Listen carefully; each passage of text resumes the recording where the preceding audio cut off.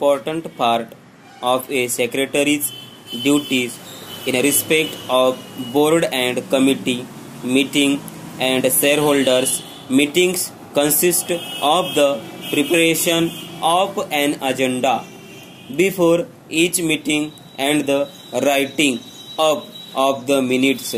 After the meeting, neither of these tasks is at all very difficult, but certain precautions must be observed, and it is usual to follow certain styles only for the reason that experience has shown them to be satisfactory. An agenda, in its simplest form, is a list of items for discussion at a meeting. Such a list is indiscipline for the proper conduct of business at any meeting, such as that a board or committee. It enables the chairman to conduct the business in orderly fashions, item by item, and to ensure that no item is omitted. It is just as helpful to members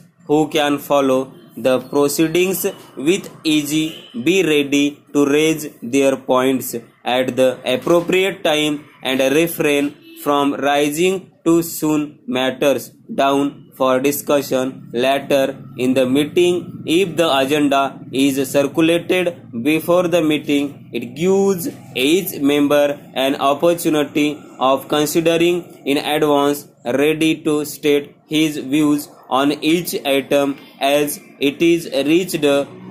Finally, the chairman's notes of the decisions of the meeting on his copy of the agenda are the authority from which the minutes are subsequently written up. The secretary must also make certain that matters outstanding from the previous meeting are duly brought forward, and for this purpose both the agenda and the minutes of the previous meetings should be looked through. Matters that have been deferred until dates some time ahead should be entered in a special register kept for the purpose.